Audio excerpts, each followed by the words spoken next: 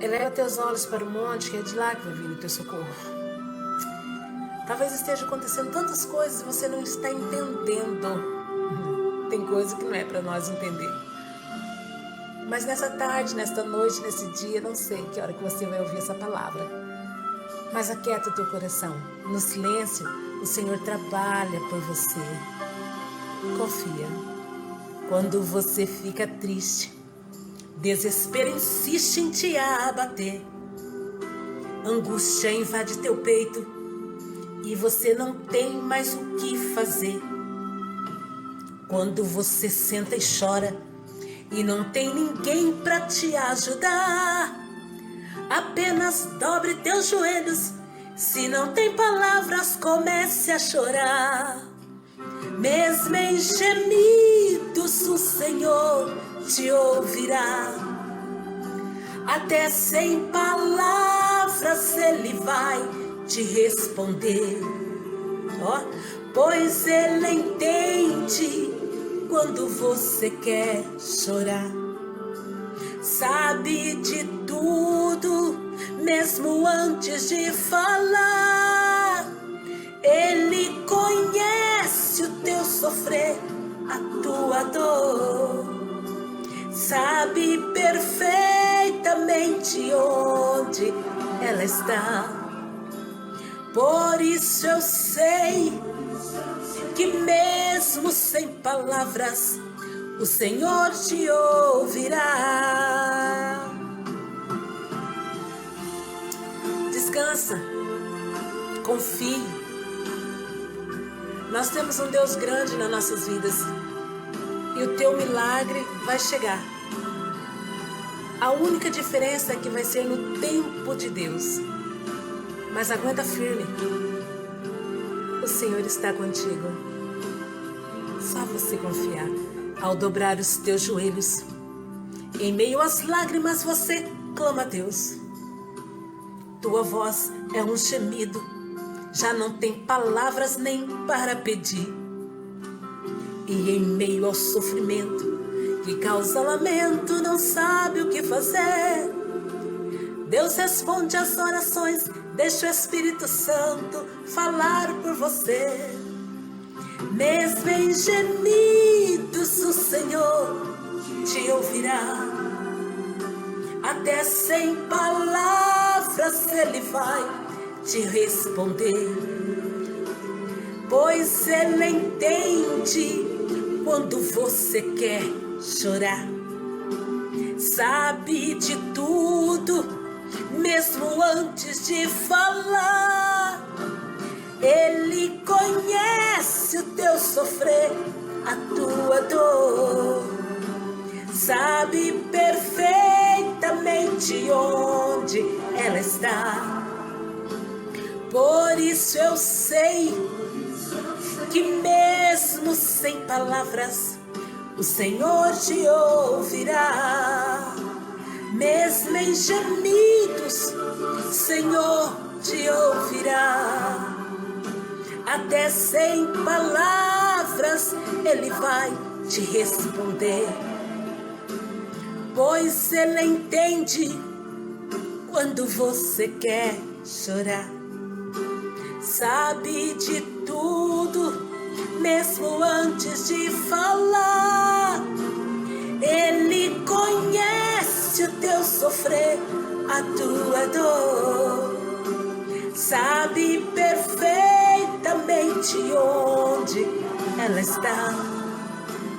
Por isso eu sei que mesmo sem palavras, o Senhor te ouvirá.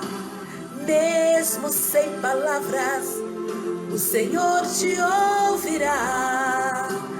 Mesmo sem palavras, o Senhor te ouvirá.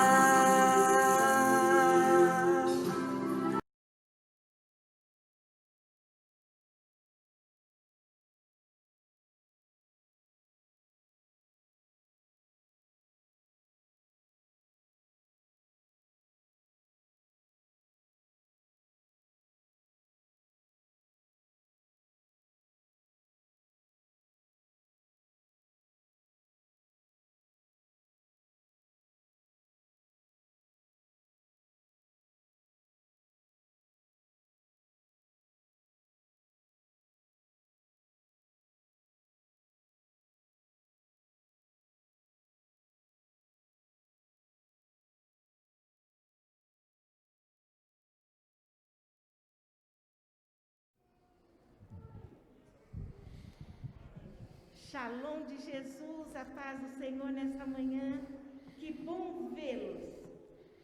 Eu estou tendo uma nova experiência, reconhecê-los e vê-los através das máscaras. É um novo tempo, né? Eu não sei se nós vamos voltar a ser o que éramos, poder andar liberados disso tudo. Mas é um tempo de nova ordem.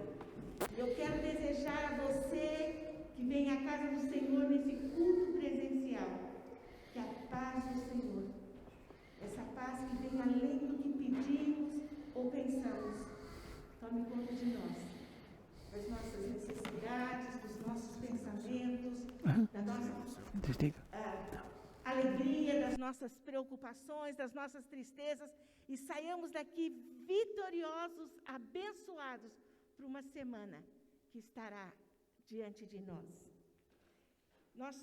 É um privilégio chegar a este lugar tão lindo, que é a casa do Pai. Você teve um bom pai, uma boa mãe? Se não teve, é difícil, às vezes, se entregar ao Deus eterno. E Ele te convida a você gozar da alegria, das expectativas de estar na casa do Pai. Aquele Pai que te abraça. Sabe o que eu me lembro do meu pai? Eu me lembro quando eu era pequena e eu ia declamar, às vezes, a minha primeira poesia. Eu era bem pequenininha, talvez como meus netos pequenos. E eu estava tão nervosa, a igreja tão grande. Eu enrolei o meu vestido assim, nervosa. E eu fui enrolando, esquecendo a mensagem. E trouxe o meu vestido às bocas e chorei e não falei a poesia. Aí, depois de um certo tempo, todo mundo bateu palma. Criança pode tudo, né? E eu fui me sentar e meu pai me pegou no colo, me abraçou fortemente e disse: você fez um excelente trabalho. Você fez muito bem. Foi tão bom. Foi tão lindo. Você estava... E ele falava no meu ouvido. E aquilo foi me dando uma paz. Sabe por quê? Era o meu pai. É isso que Deus quer fazer comigo e com você essa manhã. Ele quer te pôr no colo dele pela fé e dizer: você é minha filha e meu filho. Você não está longe de casa, você está nos meus braços. Deixa Deus abraçar você em amor, em consolação, em alegria, em vitória, em bênção esta manhã. E nós chegamos à casa do Pai nesta manhã, estamos limitados, porque estamos com concertos nessa igreja, louvado seja o Senhor. Estamos quebrando parede, fazendo instalação para melhor. Enquanto isso não termina, nós queremos agradecer a Deus pelos que estão trabalhando, mas queremos nessa hora orar, dizendo: Deus, muito obrigado, porque essa semana, irmã Elise e irmão Norberto fizeram 50 anos de casado. Nós queremos agradecer a Deus nesta manhã, porque pessoas estão sendo curadas da Covid-19. Nós queremos agradecer a Deus porque, no meio da dor, nós pedimos cura para a irmã Leonor, e Deus a curou chamando para si.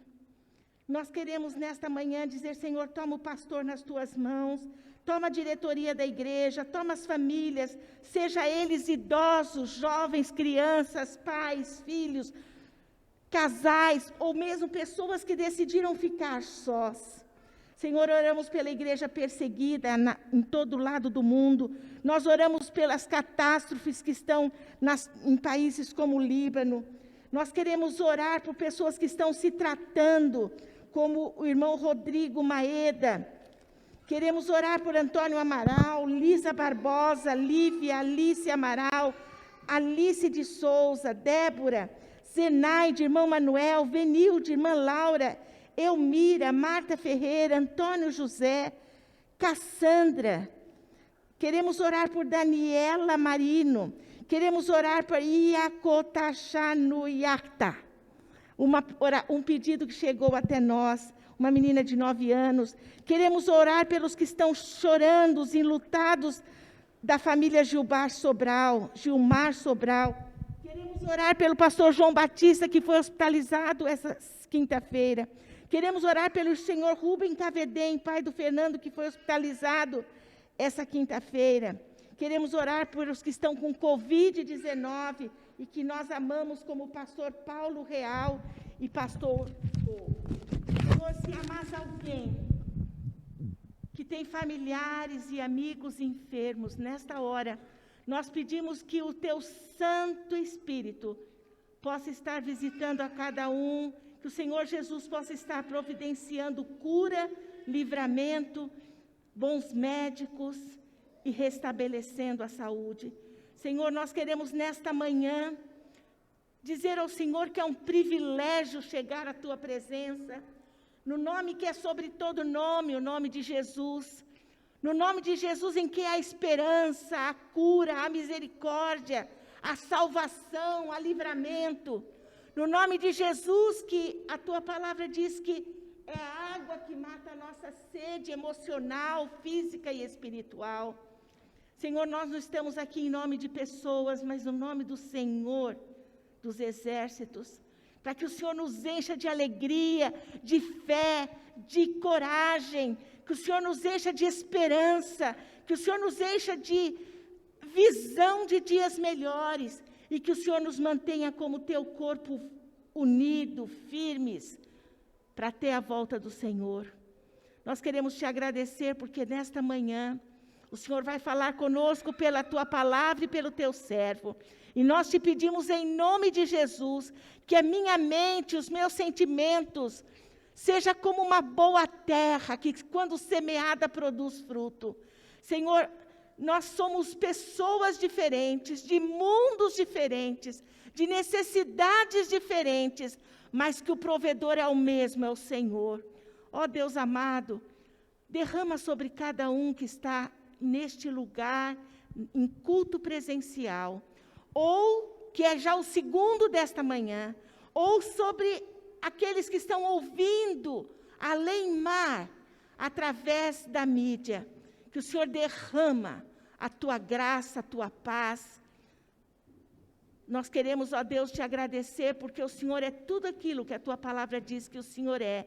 E nesta manhã se manifeste a nós, Pai, fala conosco, é a nossa oração, em nome de Jesus. Amém. Queria ler as escrituras que diz assim, em Filipenses 3:20. Ora, aquele que é poderoso para fazer infinitamente mais do que tudo quanto pedimos ou pensamos, conforme o seu poder que opera em nós. A Ele seja a glória, a Igreja em Cristo Jesus, por todas as gerações, para todos sempre. Amém.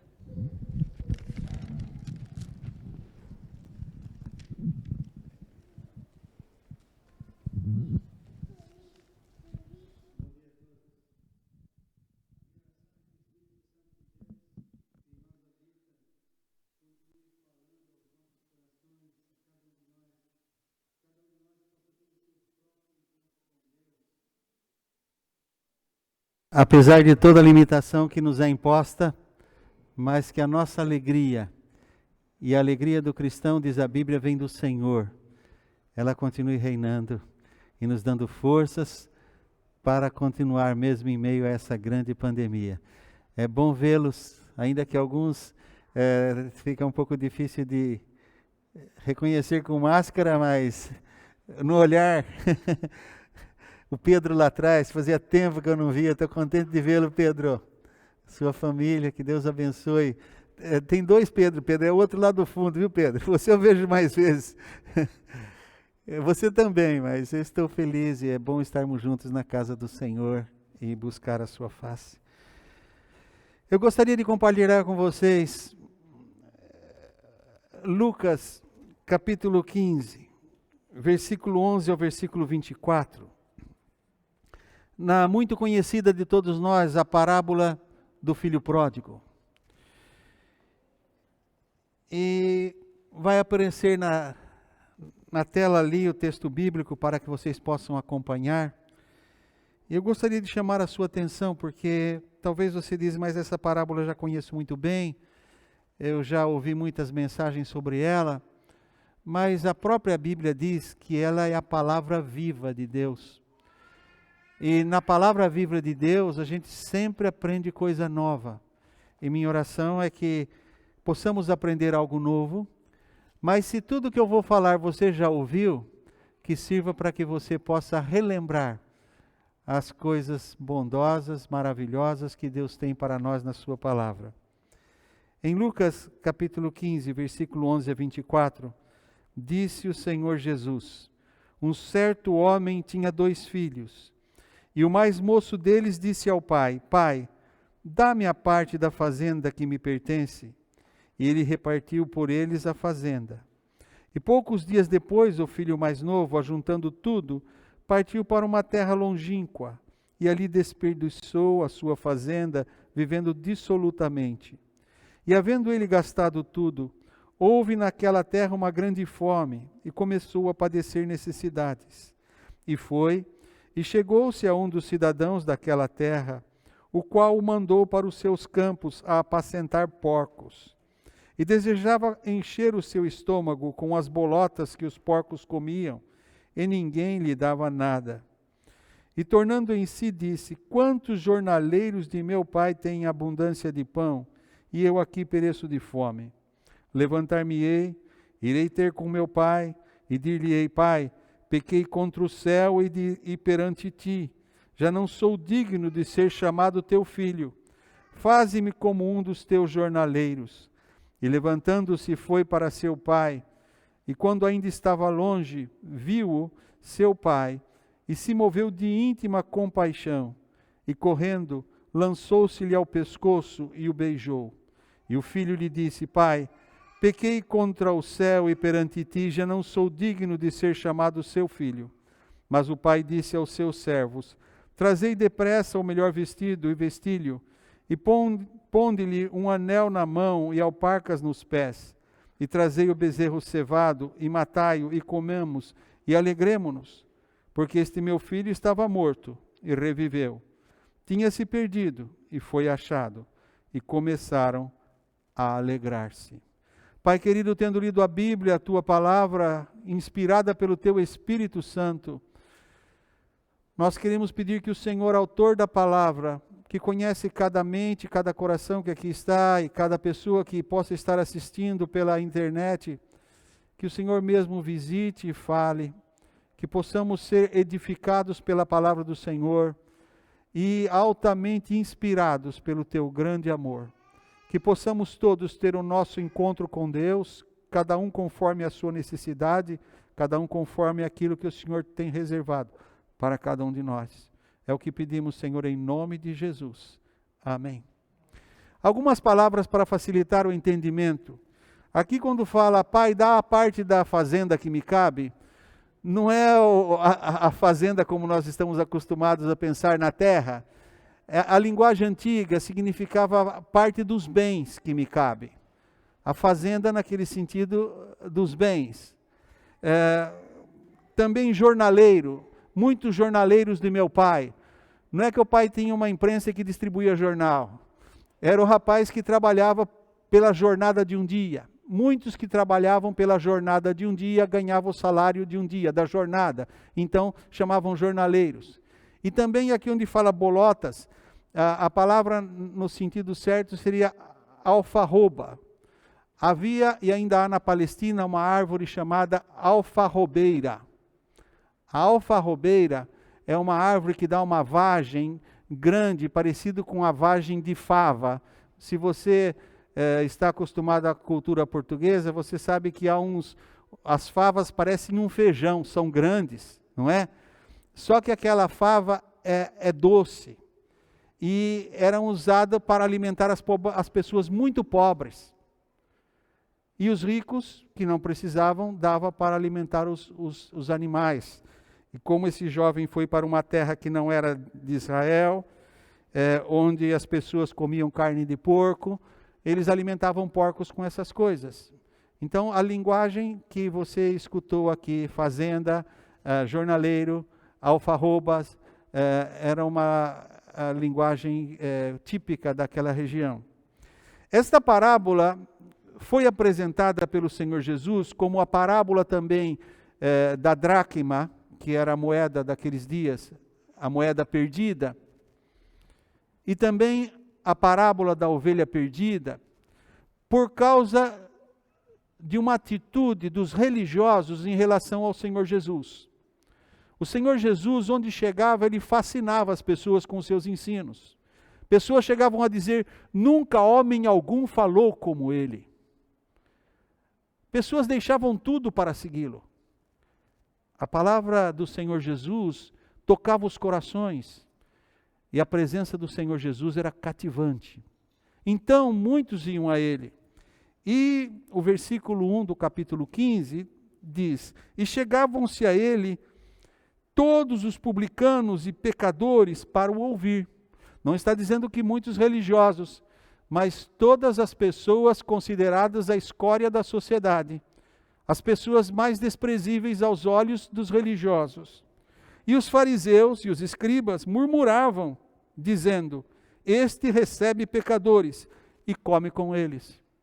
Quem é que recebia pecadores e comia com eles? Jesus. Quem é Jesus? A Bíblia diz: o Filho de Deus.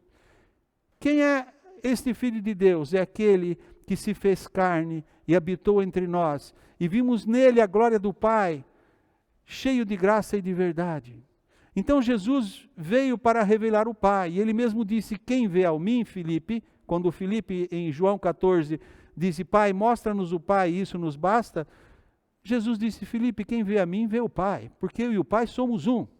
Então, na verdade, Deus se fez carne e habitou entre os homens. Ele fez o homem à sua imagem e semelhança lá no Gênesis. Mas em João capítulo 1 diz que ele se fez à semelhança do homem, para que o homem pudesse verdadeiramente conhecê-lo. E mesmo assim, os fariseus, que era a doutrina mais ortodoxa e rigorosa entre os judeus, conhecedora das Escrituras, rejeitavam o amor que Deus revelava na pessoa do seu Filho. Os escribas, que eram aqueles copiadores da Escritura, porque naqueles dias não havia imprensa. A imprensa começou com Gutenberg. A primeira impressão de Gutenberg foi a Bíblia Sagrada, não sei se você sabe. Mas, naquele tempo, tudo era copiado à mão, com muito cuidado. E o judeu cuidava com tanto cuidado que ele escrevia com uma pena. E quando ia escrever o nome de Deus, ele jogava aquela pena fora, pegava uma pena nova, escrevia o nome de Deus e jogava fora, porque era a reverência tão grande que eles tinham com a Escritura e com o nome de Deus. Sendo conhecedores assim, era de se esperar que eles compreendessem o amor de Deus, porque o Senhor disse que o nome dele seria conhecido em toda a terra, e a glória do Senhor encheria a terra como as águas cobrem o mar. Todavia o coração deles era fechado. Eles entendiam que eles eram os exclusivos proprietários das heranças e das bênçãos de Deus. E quando via Jesus tratando com publicanos e pecadores aos olhos dele, porque a Bíblia diz que todos pecaram, ninguém é melhor que ninguém. O que acontece é que há pecadores convertidos a Deus e há pecadores que andam longe de Deus. Mas todos continuam pecadores. Por isso que lá em João, na primeira epístola de João, capítulo 2, versículo 1 e 2, a Bíblia diz: meus filhinhos, estas coisas vos escrevo para que não pequeis. Mas se alguém pecar, temos um advogado diante de Deus, que é Jesus Cristo justo. E ele é a propiciação pelos nossos pecados, mas não somente dos nossos, pelos de todo o mundo. Por quê? Porque Deus não faz acepção de pessoas. O Senhor diz: todo aquele que vier a mim, de maneira nenhuma lançarei fora. E não é só palavras. Tanto é que começaram a murmurar. Quando você murmura, você fala num tom que aquela pessoa de quem você está falando mal não escuta. Está falando por trás. Só que Jesus conhecia tudo. Eles murmuravam.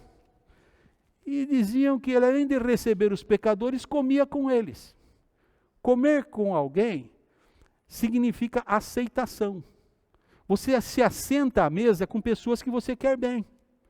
Você não senta à mesa com uma pessoa que lhe faz descaso, que lhe maltrata, a comida nem desce. Um dos momentos mais gostosos de um convívio é quando você se senta à mesa com a família, ou com amigos, com pessoa que você quer bem. Você convida um amigo: vamos tomar um café junto? Ou vamos para um restaurante. Por quê? Você que tem prazer de estar com aquela pessoa. Muitas vezes a comida é simples, mas a companhia é tão gostosa. Eu me lembro que quando viemos para o Canadá, nossas crianças pequeninas, a Jajá tinha a idade do Jake. 6 anos só, era mais novinha. E quando chegava o Natal, Noemi sempre uma excelente cozinheira e sempre gosta de arrumar muito bem a mesa. A família reunida e os filhos a chorar. Porque nós tínhamos peru, tínhamos de tudo, mas não tinha família junto. E eles choravam porque queria vovós, queria titios, queria priminhos. Sentia saudade da igreja no Brasil, que era uma igreja grande, cheia de gente, cheia de crianças. E onde nós trabalhávamos em Stratroy só tinha pessoas idosas, não tinha crianças. Começou a vir depois a Paula, depois a família da Paula, não é? Mas vocês se lembram como era, vocês sabem disso. Eles choravam.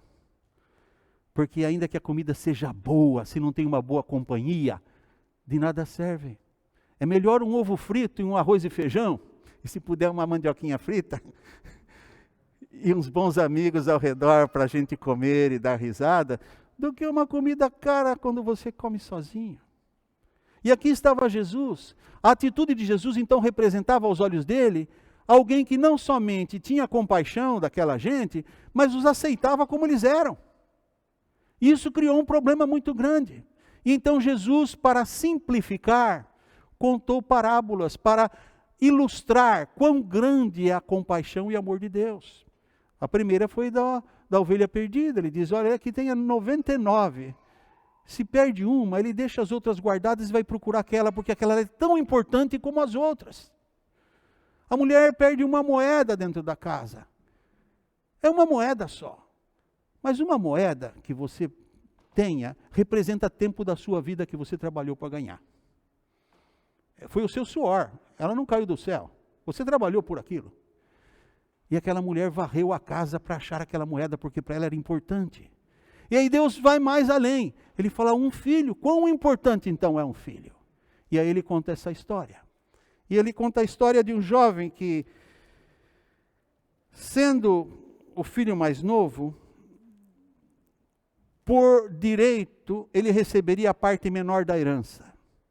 O primogênito receberia pelo menos o dobro de todo o que ele receberia. Ou então, uma porção maior e as menor seria dividido entre ele e outros irmãos que tivessem. Ele nunca teria direito de chegar ao pai e dizer, pai, me dá a herança. Pedir para o pai dar a herança era a mesma coisa que dizer, papai, o senhor está demorando muito para morrer. Olha, papai, eu estou vendo que o senhor está velho e está durando muito, e minha vida também está indo, eu queria aproveitar a vida. É isso. Era uma ofensa enorme. É como aquela moça que não conseguia casar, mas ela encontrou um velho que disse que gostava muito dela. E o velho era rico. Então ela pensou, bom, o velho é rico, logo ele morre, e eu fico com toda a fortuna. E o velho disse, olha, eu morro de amor por você. Eu morro de amor por você. E a moça não era muito esperta, ela falou, bom, se ele morre de amor por mim, logo ele morre. E o tempo passou e ela começou a reclamar que ele enganou-a. E quando fazia 10 anos de casado, ele quis levá-la para comer fora e ela começou a chorar, dizer, não quero sair. Você me enganou todo esse tempo de casado. Por quê? Porque você disse que morria de amor por mim e já faz 10 anos você ainda está vivo. O interesse dela não era no homem, era na riqueza. Era no amparo que ela podia ter. Não preocupa com a ovelhinha. E assim era o caso deste homem. Este homem não estava preocupado com o amor do pai. Ele queria a parte que podia caber a ele. E a Bíblia diz que passado poucos dias, versículo 13, ele ajuntou tudo e partiu para uma terra longínqua. Porque ele queria ser como os filhinhos de papai que nós temos nos dias de hoje. Tem o carro, fazem tudo, são independentes, não houve pai, não houve mãe, mas quem banca a despesa é o pai. Quem banca a despesa é a mãe, não é assim? É isso que ele queria. Ele queria ir para longe, ele queria aproveitar a vida, mas ele não tinha como se manter do bolso dele, então ele pediu o dinheiro do pai. E o pai era amoroso, e o pai deu. E é dessa situação que surgiu a palavra o filho pródigo. Porque a palavra pródigo aqui vem do latim prodigere, que significa aquele que desperdiça, aquele que lança fora, aquele que esbanja, aquele que dissipa. E é essa a ideia, no latim. Então veio a palavra pródigo. Mas se você vai à língua portuguesa, no nosso dicionário, a palavra pródigo também tem outro sentido. Como, por exemplo, a natureza foi pródiga e produziu muito. Não é assim?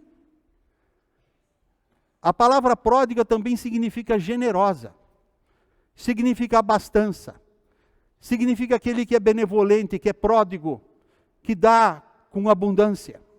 E por isso o nosso tema de hoje foi os dois pródigos. O filho pródigo que nós estamos acostumados a pensar, que é aquele que saiu e dissipou tudo, mas também ficou atrás um pai pródigo, que enquanto o filho era pródigo no sentido negativo, porque ele dissipava, atrás ficou um pai pródigo no sentido positivo da palavra, que a sua benevolência, a sua bondade, a sua generosidade não estava condicionada à atitude ingrata do filho. Tanto é que o filho, depois de gastar tudo o que tinha, depois de desperdiçar, segundo o seu irmão, e nós vamos ver na semana que vem o irmão do pródigo, o irmão disse: esse teu filho, falou ao pai, gastou dinheiro com as prostitutas, desperdiçou tudo e o senhor ainda recebe de volta. Então, esse rapaz estarraçou com tudo que recebeu do pai. Veio fácil, foi embora fácil. E ele se viu nas mãos de pessoas que o levaram a fazer pior do que o pai dele fazia. A dar comida para os porcos, o que, segundo a lei dos judeus, não era permitido um judeu fazer. E aí caiu a ficha. Ele falou: puxa vida, os empregados do meu pai têm abundância de pão, nada lhes falta, e eu aqui pereço de fome. Eu acho que ele pensou: eu lá era senhor, os empregados me tratavam com honra, aqui eu sou tratado como o pior de todos. Ele queria comer as alfarrobas, que eram aquelas vagens, que só as pessoas miseráveis, pobres comiam, ou os porcos, ou os animais. E diz que nem isso lhe davam. E é quando bateu a aflição, a miséria, que diz a Bíblia, versículo 17, e caindo em si, que ele disse: quantos empregados do meu pai têm abundância? Sabe, se nós queremos chegar ao Deus excelso, ao Todo-Poderoso, não é nos enchendo, nos empavonando, achando que somos, é compreendendo que não somos. É quando nós caímos em nós, não é quando sai de nariz empinado que nem o filho saiu. Todo importante, cheio de dinheiro, fez muitos amigos, e quando o dinheiro acabou, os amigos esqueceram dele e ninguém lhe dava mais nada. Porque assim é o mundo. Se nós queremos andar com Deus, nós temos que sair de maneira humilde, porque o que se exalta será humilhado, o que se humilha será exaltado. E foi o que aconteceu com o jovem, diz a Bíblia, e caindo em si. Caindo em si é a mesma coisa que você pôr o despertador para tocar às 5 da manhã. Uma coisa é escutar o despertador e voltar a dormir, outra coisa é escutar o despertador e levantar. Você pode escutar o despertador às 5, aí você muda para tocar às 6, toca às 6, você vira para o outro lado e dorme, toca às 7 e você dorme de novo, ou você pode se levantar. Uma coisa é ouvir o despertador, outra coisa é se levantar quando o despertador toca. Uma coisa é você cair em si e reconhecer que você é pecador, outra coisa é dizer: levantar-me-ei. Você escuta o despertador e não levanta. Não adiantou nada escutar o despertador. Saber que é pecador não resolve o seu problema nem o meu. O que nós precisamos é cair em nós e saber que nós não podemos nada de nós mesmos e dizer: levantar-me-ei, irei ao meu pai. E dizer: Senhor, eu não mereço ser chamado teu filho. perdoa meu pecado, Senhor. Foi o que esse moço fez. E ele voltou. E a beleza é que aqui nós vemos agora o segundo pródigo. Porque quando ele voltou, diz a Bíblia, que o seu pai, vendo-o de longe. Isso faz você pensar ou não? Eu penso que esse pai olhava todo dia aquela estrada que vinha para a fazenda, esperando que lá no fim da estrada ele ia ver um vulto. E que à medida que se aproximasse, era o filho que ele queria. Porque quando ele viu, vindo de longe, ele não esperou o filho chegar e dizer assim, vamos ver se esse moleque está arrependido mesmo e vai pedir perdão. Se esse menino realmente mudou. Não, a Bíblia diz que ele correu e lançou-se ao pescoço do filho, o que seria normal o filho fazer de lançar-se aos pés do pai, porque ele disse, vou dizer ao meu pai, pai, pequei contra ti, não sou digno de ser chamado teu filho, faz-me como qualquer um dos seus empregados, porque pelo menos eu vou ter comida, eu estou morrendo de fome. E a Bíblia diz que aquele pai correu, lançou-se ao pescoço do filho e o beijou. Eu imagino que todo mundo ficou olhando e falou, o velho pirou. Perdeu o juízo. O rapaz que fez tudo errado, ele corre, beija e vem abraçado com ele. E quando chega perto, fala, pega o vestido mais caro e vista o meu filho. Pega o anel e põe no dedo. E pega a sandália e põe nos pés. Para e pensa.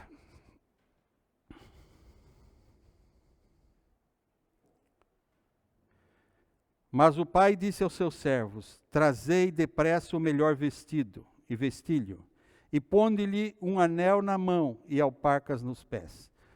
Os empregados tinham que saber pelo menos onde estava esse vestido. E os empregados tinham que saber que fazia tempo que esse pai estava guardando esse vestido. E sabia que era para quando o filho voltasse. Põe o anel.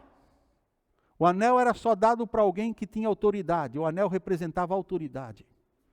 Põe a sandália nos pés. Os escravos andavam descalços. Só os senhores tinham sandália. Sandália para nós hoje é coisa de ir para a praia, é coisa barata. Naquele tempo eles não tinham sapato como nós. Eram sandálias. E pôr sandália no pé significava que aquele filho que chegou maltrapilho, cheirando mal, ia entrar na presença de todos bem vestido, com anel e como o Senhor com sandália de novo. Todos haveriam de ver quão grande era o amor daquele pai e quão precioso para aquele pai era aquele filho. Tanto é que o filho fez todo um rosário do que ia dizer. Se você volta ao texto bíblico, ele diz, levantar-me-ei e irei ter com meu pai e dir-lhe-ei, pai, pequei contra o céu e perante ti, já não sou digno de ser chamado teu filho, faze-me como um dos teus empregados, dos teus jornaleiros. E diz a Bíblia, que quando ele chegou, o filho disse, pai, pequei contra o céu e perante ti, já não sou digno de ser chamado teu filho. Ele não chegou a completar tudo o que ele dizia, faze-me como qualquer um dos teus empregados. Enquanto ele falava, diz que o pai disse aos empregados, pega lá a melhor roupa, veste meu filho. Porque ele não queria que aquele filho fosse visto por ninguém como um maltrapilho, como alguém que voltou sem nada. Ele queria que o seu filho fosse visto como filho, não importava o que ele tivesse feito. O pai arcou com o prejuízo, o filho desperdiçou tudo. O pai não disse, tá bom, agora você volta, você vai trabalhar para pagar o que você desperdiçou. Não. O pai perdoou. E esse é o segundo pródigo que nós devemos pensar. Muitas vezes pensamos no pródigo desperdiçador, mas também há o pródigo no sentido de ser pródigo na sua bondade, na sua generosidade, na sua benevolência. E é nesse que nós devemos pensar, porque esse é o Deus de amor. Esse quadro é o quadro do Pai de amor. Do Pai que diz a Bíblia que Ele amou o mundo de tal maneira que deu o seu Filho unigênito para que todo aquele que nele crê, todo aquele, inclusive o filho pródigo, não era só o filho que estava em casa que não saiu, todo que nele crê não pereça, mas tenha o quê? O melhor, a vida eterna. Vida eterna significa viver com Ele por toda a eternidade, não é por algum período de tempo. É para sempre. Agora deixou o mundo, deixou o pecado, deixou de estar longe, veio para perto e eu vou cuidar dele. Eu me lembro de uma ilustração que li. de um senhor que, quando seu pai, que era pastor, estava à morte, e o pai já ia para Jesus, porque tinha uma enfermidade cruel e sofria muitas dores. Este homem foi ao seu pai cheio de pena, e no leito de morte disse ao pai: Pai, eu quero pedir perdão por todas as vezes que o magoei, que o entristeci. Diz que o pai, ainda com o rosto marcado pela dor, deu um suave sorriso e olhou para o filho e disse: Filho, eu não me lembro que jamais você tenha dito ou feito qualquer coisa para me magoar. E aquele homem escreveu: eu esperava que meu pai me perdoasse, mas eu nunca imaginei que o seu perdão chegasse até este grau. Este é o perdão de Deus. A Bíblia diz, está na palavra de Deus, em Romanos capítulo 5, versículo 20. Veio, porém, a lei para que a ofensa abundasse. Mas onde o pecado abundou, superabundou a graça. O que significa? Onde o pródigo dissipou, esbanjou, estraçalhou, Deus mostrou que ele é pródigo no sentido contrário, que a sua generosidade é maior, que o seu perdão é maior, que o seu amor é maior, que a sua bondade é maior. E o que diz Jesus? Que assim como eu vos amei, que vocês se amem uns aos outros também. Ele nos deixa o exemplo, para que saibamos que podemos correr ao Pai de amor. E Ele perdoa todo o nosso pecado. Ele perdoa toda a nossa falha. Mas Ele quer que nós sejamos, como diz Efésios capítulo 5, versículo 1, sede imitadores de Deus como filhos amados. Nós não poderemos de maneira nenhuma pregar este evangelho, comunicar este evangelho, se não houver em nós as mesmas características do nosso Pai de amor. Porque eu serei misericordioso para com as suas iniquidades, e de seus pecados e de suas prevaricações não me lembrarei mais. Este é o concerto que farei com eles, diz o Senhor. Porei as minhas leis em seus corações, e as escrevereis em seus entendimentos. E acrescenta: e jamais me lembrarei de seus pecados e de suas iniquidades. Foi o que a ilustração desse jovem que pedia perdão ao seu pai pastor que morria. Foi a parábola que nós encontramos aqui de Jesus contando. Antes que o jovem completasse tudo o que tinha de pedir perdão ao pai, o pai não precisava ouvir mais nada. O retorno para o pai significava arrependimento. A volta para o pai era o que ele mais queria, era ver aquele filho de novo. E o diabo tem afastado o homem e a mulher de Deus. Tem afastado até pessoas de igreja de Deus. Se encantam com o mundo, pensam: eu posso viver longe da igreja, não preciso escutar o pastor pregando, não preciso ficar com os irmãos. Eu vou para algum lugar onde ninguém me conhece, eu posso aproveitar a vida. Foi o que o jovem fez. Ele não aproveitou a vida, ele desperdiçou a vida.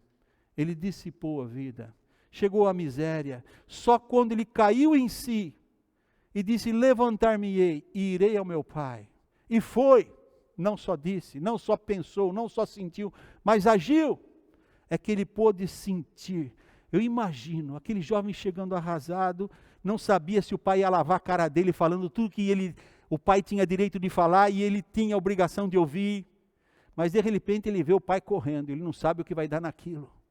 E quando o pai chega perto, o pai chorando o abraça e o beija. E o recebe com tanto amor. E aí ele pôde compreender quanto ele perdeu tendo estado longe do pai. Jesus contou essa parábola para que nós nunca nos esqueçamos que longe dele a gente só vai sofrer. Longe dele a gente só vai perder. Longe dele nós só estaremos dissipando como o pródigo.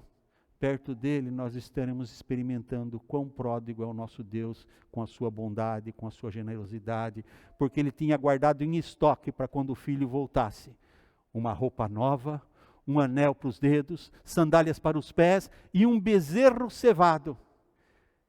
Era costume em Israel sempre ter um animal que eles ficavam engordando para quando alguém importante chegasse. Quando Abraão foi visitado pelos 3 anjos de Deus, ele preparou uma comida com um animal que estava cevado para quando chegasse alguém importante. Esse pai tinha um bezerro cevado, porque ele esperava que um dia o filho fosse voltar. Olha, Deus também tem para você um bezerro cevado. Ele o convida para a festa. Ele convida para alegrar-se, para tirar os olhos da tristeza que o rodeia, que a rodeia, e olhar para Cristo. E a Bíblia diz que Cristo é o autor e aperfeiçoador da nossa fé, em Hebreus capítulo 12, versículo 1 e 2. Nele está o nosso consolo. A Bíblia diz em Colossenses 3 que não devemos olhar para as coisas do mundo, mas para as coisas que são de cima, onde Cristo está, à direita de Deus. É isso que nos dá força, meu irmão, minha irmã, meu amigo, minha amiga que ouve pela internet, que assiste. É isso que nos dá força para continuar. Não é porque nós sejamos melhor que ninguém, mas é porque se você tem Jesus, você tem o Pai que é melhor que qualquer pai. Mesmo que você nunca teve uma experiência boa com um pai, o seu próprio pai. Mas você conhece em Jesus, no Senhor Deus, o Pai de amor. O Pai que ama além das circunstâncias. O Pai que não olha para os seus pecados depois que você se arrepende. Quando você confessa e deixa, Ele disse: lançarei para trás dos vossos pecados, para trás das minhas costas, e nunca mais me lembrarei deles. É isso que eu li aqui na Bíblia. Romanos 5:20. O Senhor nunca mais me lembrarei das suas iniquidades. Deus nunca tem pressa. A Bíblia diz lá em Eclesiastes que Deus tem um tempo certo para todas as coisas. Mas quando eu li esse texto, eu vi que tem uma hora que Deus tem pressa. É quando o pecador se arrepende e ele corre para recebê-lo. Você não vê em nenhum lugar da Bíblia Deus correndo. Deus sempre faz tudo formoso no seu tempo. Mas quando você cai em si e volta para Deus, nós vemos o Pai correndo e lançando-se ao pescoço do Filho e abraçando. E recebendo não mais como um miserável, como alguém desprezado por todos. Ele vai lembrar que se lá no mundo ele foi desprezado, na casa do Pai ele é honrado. Porque o Pai o ama. E o Pai dá o melhor. É isso que Deus tem para mim e para você. A Bíblia diz que se Deus já nos deu o seu Filho, também nos dará com Ele todas as coisas. O que precisa é cairmos em nós e considerarmos que sem Ele não somos nada. Mas se voltarmos para Ele, Ele tem muito mais, e diz a Bíblia, que Deus tem para nós muito mais do que pedimos ou pensamos. Se você vai a 1 Coríntios capítulo 2, versículo 9, diz que as coisas que o olho não viu, que o ouvido não ouviu, que não chegaram ao coração do homem, são as que Deus preparou para aqueles que o amam. Aquele jovem nunca pensou que seu pai talvez tivesse tanto para lhe dar. Uma coisa eu creio, ele voltou porque ele conhecia o pai que tinha. Ele sabia que seu pai iria perdoá-lo, ou ele não teria voltado. E quem conhece o nosso Deus, sabe muito bem que o nosso Deus não muda. A Bíblia diz que Ele é o mesmo ontem, hoje e eternamente. Que todo que vem a Ele, Ele não lança fora. Dá a vida eterna e ninguém o arrancará da sua mão. Que esta palavra possa servir de consolo para você, possa servir de encorajamento para você, quando você se sentir abalado, triste, limitado, desprezado, desencorajado, lembre-se que o Pai de amor está esperando que você simplesmente se levante e vá até Ele. Confesse a sua falta, o seu pecado, seja o que for. Peça perdão, porque Ele é um Pai de amor que perdoa toda a nossa iniquidade, diz o Senhor, e nunca mais se lembrará dela.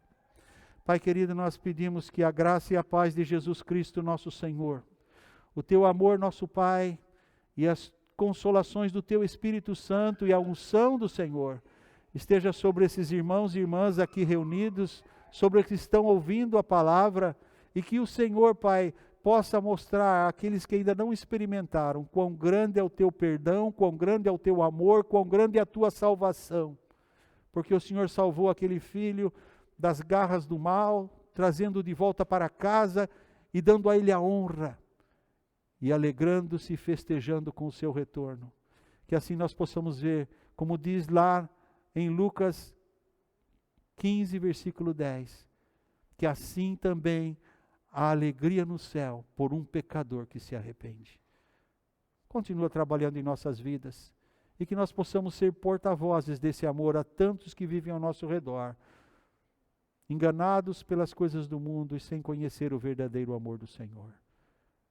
Que a graça e a paz de Cristo Jesus, o teu amor, ó Pai, e as ternas consolações do Espírito Santo seja sobre nós agora e para sempre. É o que pedimos no santo e bendito nome do teu Filho. Amém. Deus abençoe a todos. A minha oração é que tenham uma semana feliz, uma semana abençoada, que possam em cada momento ter o seu próprio encontro com Deus, possam ter os olhos para perceber as delicadezas, os mimos, os cuidados do Senhor para consigo. Nem sempre é nas coisas grandes que nós vemos a mão de Deus.